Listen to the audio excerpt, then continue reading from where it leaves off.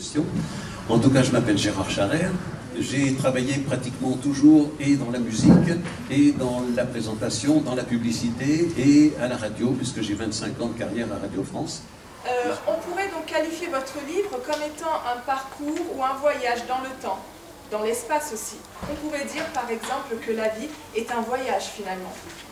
D'où peut-être le titre assez intriguant de votre dernier livre, qui est Le train de la vie. Mais autrement, quand j'écris un conte, j'ai l'idée, puis je viens, je fais une commission, je fais autre chose, et puis un jour, voilà, c'est comme ça que je commence, et je sais que la fin, ça va être comme ça. Je me mets à l'ordinateur, et j'écris, à 5 heures le soir, par exemple, puis à 3 heures du matin, j'ai fini, je suis content.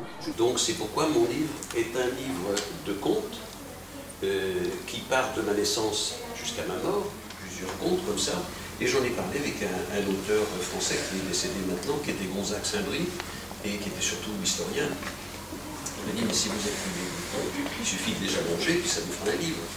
Donc j'ai compilé tous mes contes, et un jour je me suis dit, c'est vrai que ça ferait un roman, mais il fallait quelque chose pour les amener.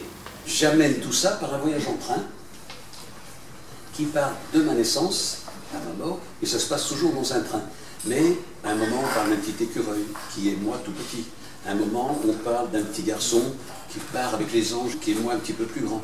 Après, on parle d'un jeune homme, c'est l'histoire d'un idiot de village. Ça, c'est 18-20 ans quand on fait plein de bêtises, et puis après, on est obligé de les reconnaître. Donc, toute cette succession est amenée par des voyages en train, qui me font descendre là où je ne m'attendais pas, qui me font bifurquer de voie parce que c'était une autre orientation, qui me font... Mais ça émaille toute ma vie, et la première page parle par exemple de la chanson de Julien Bécaud, je ne sais pas si vous connaissez, Le train de la vie, c'est un petit train qui va des montagnes de l'ennui aux collines de la joie. Et puis après, il vous prend un truc et vous emmène jusqu'à la fin de la fin. Donc c'est l'histoire d'un train. Et j'ai toujours écrit, parce que contrairement à ce qu'on peut croire, on en parlera peut-être un peu plus tard, faire de la radio, ça s'écrit. Mais il y a seulement 3 ans que j'ai décidé de faire un livre. Quelle est la partie la plus difficile lorsque vous avez écrit une autobiographie? La partie la plus difficile, c'est de trouver un éditeur. Un éditeur, ça m'a demandé au moins 1 an et demi. Dites que vous avez fait beaucoup de choses dans votre vie, beaucoup de métiers. Et est-ce que pour vous, l'écriture de cette autobiographie, ça a été une des meilleures expériences? J'aurais tendance à dire que l'expérience la plus importante de ma vie, c'est celle qui m'attend demain.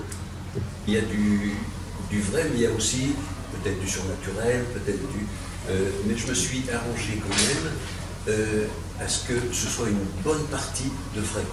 Ce sont des histoires qui devraient, à la fin du livre, amener à réfléchir, à penser que tout ce qu'on imagine de la vie, ben, c'est pas tout à fait ça quand même.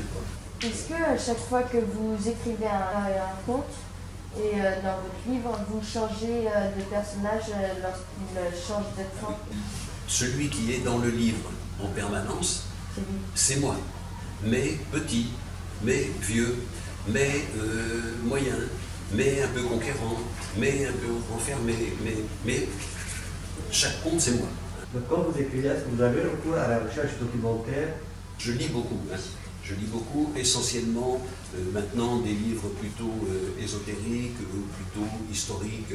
Qu'est-ce que vous diriez à quelqu'un qui a envie d'écrire un roman? D'abord commencer par lire beaucoup, avoir des idées, et puis les mettre sur un papier. Vous n'avez pas de peur dans votre vie un peu, parce qu'il y a certaines choses qui peuvent être privées? Justement, comme ce n'est pas écrit au premier degré, je n'ai pas eu peur. Parce que quand vous lisez le livre, vous lisez un voyage en train qui amène à des belles histoires, mais si vous ne m'aviez pas vu aujourd'hui, vous ne sauriez pas que c'est la vie d'un homme. Je ne pensais pas être écrivain, d'abord je ne me considère pas comme un écrivain. Je considère plus que je suis un raconteur. Et quand j'ai écrit mon premier conte, je ne savais pas qu'il serait un jour sur un livre, et je savais encore moins que je viendrais le présenter au lycée français du Caire. Après avoir suivi les dédales du souk aux boutiques attirantes, tant par les couleurs chaudes des tissus que par le reflet de l'albâtre ou le clinquant des cuivres, on débouchait sur une immense